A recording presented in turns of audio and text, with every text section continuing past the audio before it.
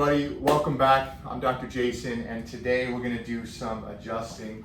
I'm going to do a little bit of a tutorial because I wanted to put out some more content that's more helpful for you. So if you're watching this and you're not a chiropractor, you can actually see a little bit of a deeper look at what we do and why we do it and how we do it. And if you are a chiropractor or a chiropractic student, you know I've got a big heart for teaching, and I want you to really get to your next level and be as good as you can. And so we're gonna break down the technique here and show you a couple of different ways to adjust the thoracolumbar junction and actionable steps that you can use right now to level up your adjusting game. So when you go back to student clinic or when you go back to your practice, or even if you're in between patients, you can use this on your next patient. And if you need to see it again, just stop, rewind, watch it over again, because I really want you to get these techniques. All right guys, so today we're going to adjust the thoracolumbar junction, and we talk about this a lot on TCU. So the thoracic spine is approximately here, the lumbar spine is approximately here, and the junction between the two is the thoracic, the lumbar, or what we call the thoracolumbar.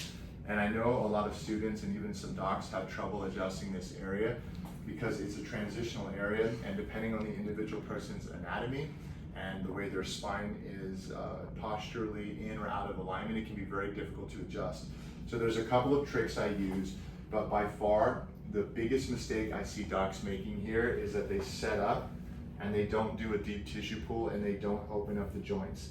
And so if you remember, our facet joints open and they close. So if we're here and this spine looks just like Eve's little baby spine here, and if you come close here, what you're gonna see is that the transition between the blue and the green is what we're trying to adjust.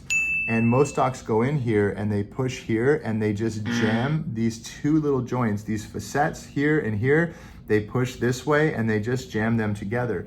But when you're going to adjust, in order to adjust, especially this transition area effectively, you notice that the curve changes. So the curve changes from here, going this way, to going upwards like that. And in order to open this area, what you have to do is you have to do this motion here. And you see when you open those facets and you create that gapping, that's how you're gonna get an adjustment. And so in order to do that, if I just simply come here and push, they're gonna jam together. But if I go this way and I open, you're gonna get this opening effect. And so what I'm gonna do is take my contact here, and I'm gonna use my thenar eminence on his T12 and have him take a big deep breath in and out. So right away, notice my stance. My legs are scissored, I'm leaning back, my arm is straight, and then I'm gonna use my other hand now as a contact once I'm in here, and I'm gonna move really far down the table, keeping my back super straight, and then breathe in and out. And Ian's a big guy. Now that I've sufficiently preloaded the joint, I'm on my toes, and when I'm here, now I'm gonna go ahead and thrust. And I can do one of a couple of things. I can thrust like that. I can also have him lift up his head. So breathe in, Ian, and breathe out. Lift your head up. And when we do that, it's gonna flatten this area. Go ahead and relax. And it's gonna take this area here in his thoracic spine, and it's gonna flatten this curve out and make the transition between this transition area less curved and thus easier to adjust. Another trick is I can have him hold his breath in, breathe in, hold it. And what that does is it fills up his abdomen and it takes the curve a little bit out of the lumbar spine, so that instead of being really curved, like it actually flattens out the lumbar and opens those discs as well.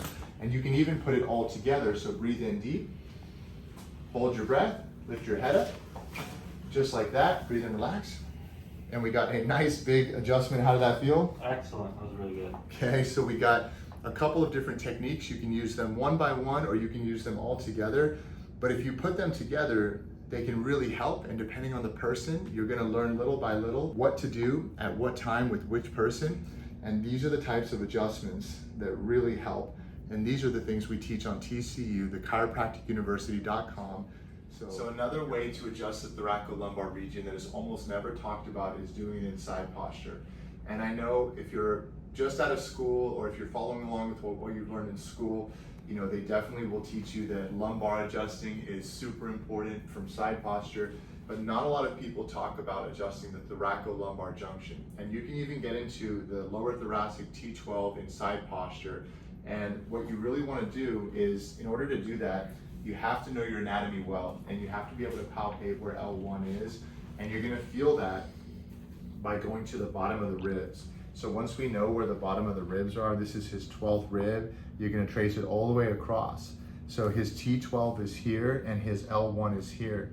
And if your lumbar adjusting is on point and you've gotten it dialed in and you're really comfortable with it, it truly is just a matter of moving your hand from right here to right here. But the problem I see is that a lot of docs are out there and they're making a couple of basic mistakes, and it's really hard to adjust the thoracolumbar region if you make these mistakes. One of those is bringing the leg up like this. How great does that feel, Ian? Not good. Okay, especially if you've just eaten or had an espresso. Okay, so we're gonna make sure that his leg is straight on the table, his foot is behind his knee, and if we're gonna adjust, his L1 is here, his T12, we're gonna move up one higher. The second mistake I see that can really throw you off when you're adjusting the thoracolumbar area, I'm pushing against his rib cage, and the ribs are fairly strong and they're designed to protect the organs. So if I have him here and I'm pushing against his rib cage, how great does that feel? Not good. And how much do you weigh, bud? 235, 240. 235, okay, so 235, he's a big dude and he's already not feeling good. But if I come over here and I put my hand flat to the spine like so, and I get my contact. Great. Awesome. So we did a T12 L1 adjustment. We're above L1. We're not adjusting L1, L2. We're adjusting T12. Felt good on your end? Mm-hmm. Not really good. Okay, got great movement. And you see we got movement face down when he's in the prone position. We put him on his side and we got even more motion. So mastering the art of finding the vertebrae, using different techniques. If they're laying face down, they're prone, having the head come up in extension, holding the breath. But if that doesn't work, or you need to get more motion, getting them onto their side, not bringing your arm out super far, not bringing their knee up super high, making sure he is in a comfortable, relaxed position. And from there, all we have to do is maintain our contact and our line of drive.